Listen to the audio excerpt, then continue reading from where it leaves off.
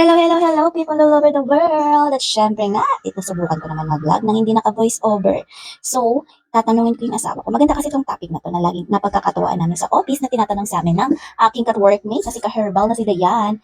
Ito yung tanong niya na, kung meron yung time machine at bibigyan ka ng pagkakataon na makabalik sa dati, pipiliin mo pa rin ba yung ngayon or babalikan mo pa rin ba yung taong kasama mo ngayon or sa buhay mo ngayon or what?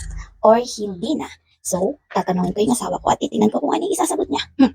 Babalik pa siya o pipili siya ng iba? Tingnan natin, guys.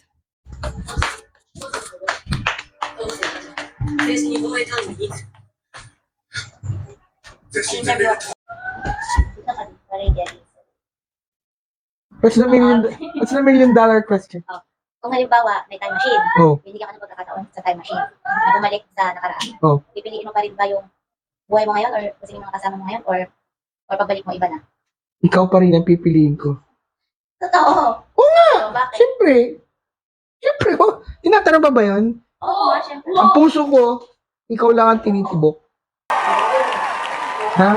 Wala nang iba. Kahit mag-time machine pa ako ng 10 beses, ikaw at ikaw pa rin ang taging sinisigaw. Yun lang. Ang pakadali mo ng question mo. Basic. At ayun nga ang sagot ng aking mate na kamamahal na asawa. Totoo kaya yun? Naku. Ito naman, si Tep-Tep naman ang tatanungin natin. Wait lang.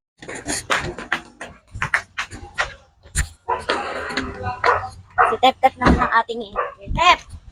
Halika, may interview ako sa'yo. Hawakan na yan. Hello, good morning. Ayan.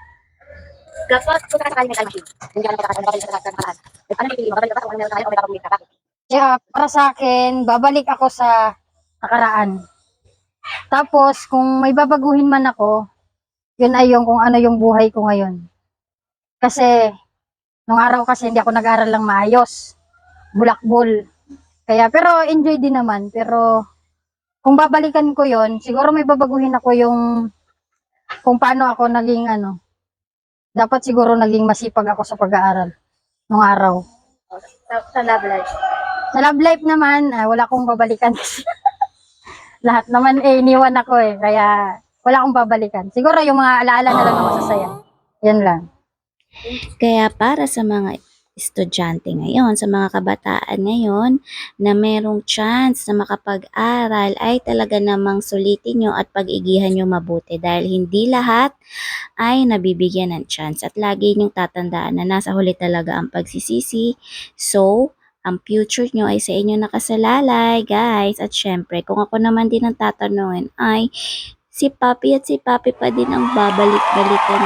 Wala akong babaguhin dahil bless kami. Ayun lamang, guys. Kayo ba? Kung kayo ay may pagkakataon, comment down below. Thanks for watching. Bye-bye!